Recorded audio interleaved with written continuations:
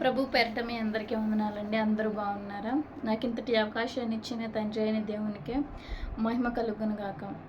ప్రతిరోజు మనం వాక్యాన్ని చదవడం ద్వారా, వినడం ద్వారా దేవుడు మనతో మాట్లాడుతూ ఉంటాడు.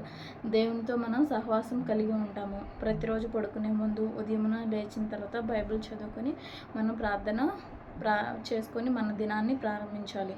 అయితే ఇక్కడ చూసుకున్నట్లయితే ఈరోజు వాక్య సారాంశం ఏంటంటే, దేవుడు మనల్ని మర్చిపోయాడా అనే ప్రశ్న ఒక్కోసారి మనకి మానవుడిగా మనకు వేస్తూ ఉంటుంది. అయితే దేవుడు మనల్ని మర్చిపోయాడా అంటే మర్చిపోలేదు. బైబిల్ గ్రంథం మనకేం సెలవిస్తుంది? ఆదియందు వాక్యమును, వాక్యము దేవుని యొద్ద ఉండెను, వాక్యమే దేవుడై ఉండెను. కాబట్టి ఇలాంటి వాక్యాన్ని దేవుడు మనతో మాట్లాడుతూ ఉంటాడు. ఈ వాక్యం మనల్ని ధైర్యాన్ని ఇస్తూ ఉంటుంది. అయితే దేవుడు మనల్ని మర్చిపోయాడా అన్న ప్రశ్న వేసుకున్నట్లయితే బైబిల్ గ్రంథం నుంచి మనం చూసుకున్నట్లయితే యెషయా గ్రంథము 49వ అధ్యాయం 15వ వచనం 16వ వచనం. స్త్రీ తన గర్భమున పుట్టిన బిడ్డను కరుణెప్పకుండా తన చంటి పిల్లను మరుచిన వారైనా మరుచుదురు గాని నేను నిన్ను మరువను. చూడుము, నా అరచేతుల మీద నిన్ను చెక్కి ఉన్నాను, నీ ప్రాకారములు నిత్యము నా ఎదుటనున్నవి. చూసుకున్నట్లయితే స్త్రీ తన బిడ్డను, చంటి బిడ్డను మర్చిపోతుందా? ఎవరైనా ఫస్ట్ డెలివరీ అయిందనుకుంటే ఆ చిన్న బేబీని ఎంత అపురూపంగా నిద్ర కూడా పోకుండా చూసుకుంటూ ఉంటారు.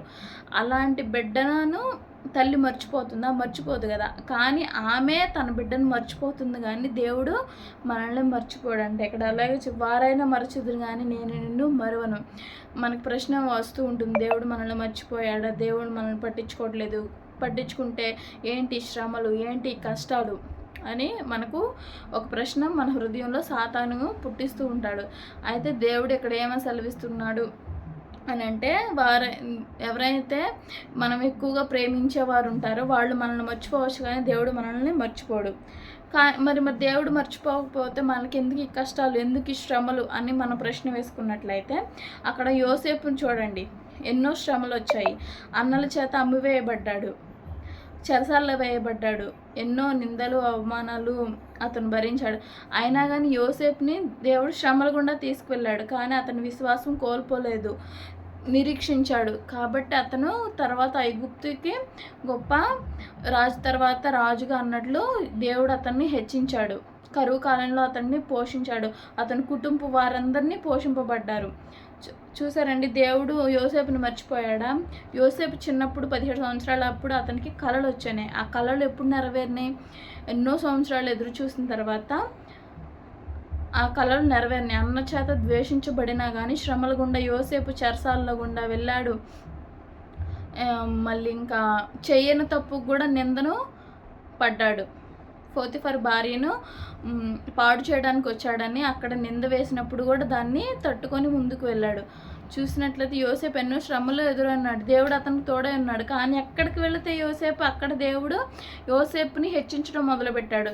దేవుడు యోసేపుని మర్చిపోయాడండి. శ్రమలు వచ్చినాయి, కానీ యోసేపుని దేవుడు మర్చిపోయాడా?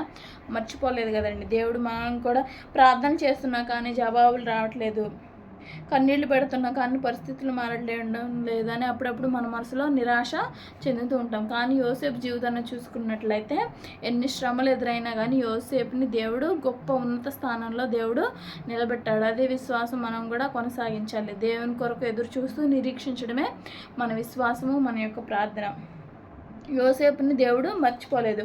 అలాగే హన్నాను కూడా దేవుడు మర్చిపోలేదు. హన్నా ఎన్నో సంవత్సరాలకు సంతానం కోసం ఎదురు చూసింది. ఆమె ఏడ్చింది. ఆమె ప్రార్థన దేవుడు విన్నాడు.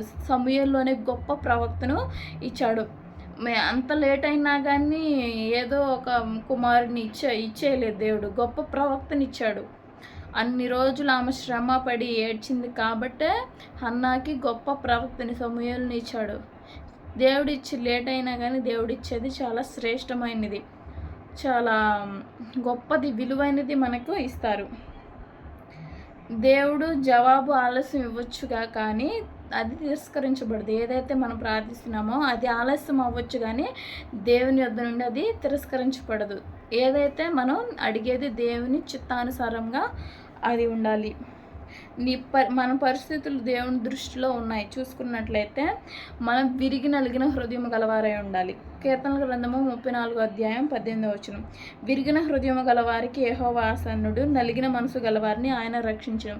విరిగి నలిగిన హృదయాన్ని మనం కలిగి ఉండాలి. అక్కడ చూసుకున్నట్లయితే హన్నాను చూసుకున్నట్లయితే హన్నా దేవుని సన్నిధిలో తన హృదయాన్ని కుమ్మరించిందంట. అంటే విరిగి నలిగిన హృదయానికి దేవుడు దగ్గరగా ఉంటాడు. కాబట్టి శ్రమలు వచ్చినాయని, ఇబ్బందులు వచ్చినాయని మనం కృంగిపోకూడదు. దేవుని నమ్ముకున్న వారికి కూడా ఇక్కడ శ్రమలు వచ్చినట్లు చూస్తూ ఉన్నాం. కానీ దేవుడు వారిని విడిచిపెట్టాడండి.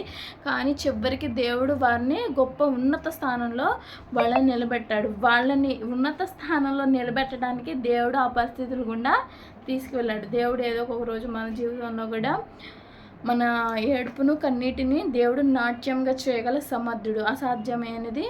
అసాధ్యం కానిది దేవుడు సాధ్యపరిచే గొప్ప దేవుడు. అలాగే చూసుకున్నట్లయితే రోమీలకు రాసిన పత్రిక 8వ అధ్యాయం 28వ వచనం.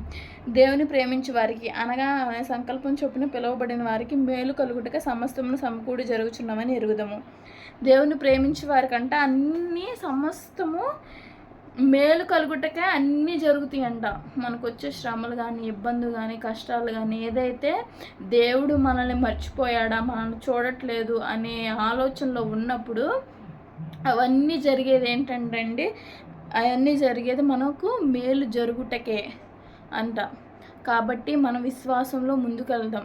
విశ్వాసం లేకుండా దేవునికి ఇష్టడై ఉంటా అసాధ్యమని ఇక్కడ బైబిల్ గ్రంథం సెలవిస్తూ ఉంది. కాబట్టి అవన్నీ మన సమస్తమును మేలు జరుగుటకై మనకు ఇవన్నీ జరుగుతూ ఉన్నాయి. కాబట్టి దేవుని మీద భారం వేసి మనం ముందుకు వెళ్ళినట్లయితే బైబిల్ గ్రంథంలో దేవుని నమ్ముకున్న వారిని దేవుడు ఎవరిని విడిచిపెట్టలేదు. ఎవరినైనా ఎగ్జాంపుల్ తీసుకోండి, మీరు ఎవరినైనా ఎగ్జాంపుల్ తీసుకుంటే దేవుడు ఏ ఒక్కరిని విడిచిపెట్టలేదు. దేవుని వెంబడించిన వారిని, దేవుని ఆరాధించిన వారిని, దేవునికి ప్రార్థించిన వారిని ఏ ఒక్కరిని చూసుకున్నా కానీ, వాళ్ళు శ్రమల గుండా వెళ్ళినా కానీ దేవుడు వాళ్ళని ఉన్నత స్థానంలో నిలబెట్టారు. ఎవరినైనా చూడండి, దేవుడు ఎవరిని మర్చిపోలేదు.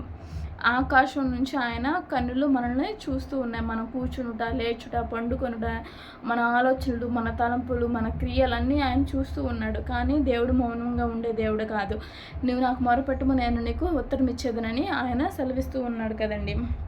దేవుడు మనల్ని మర్చిపోలేదు. మన ప్రార్థన వింటాడు, మన కన్నీళ్లు చూస్తాడు. ఆయన సరైన సమయంలో మన పట్ల ఆయన కార్యంలో జరిగిస్తాడు. చిన్న వాక్యం దేవుడు మీ హృదయంలో ఫలింపజేయనుగాక. ఆమేన్.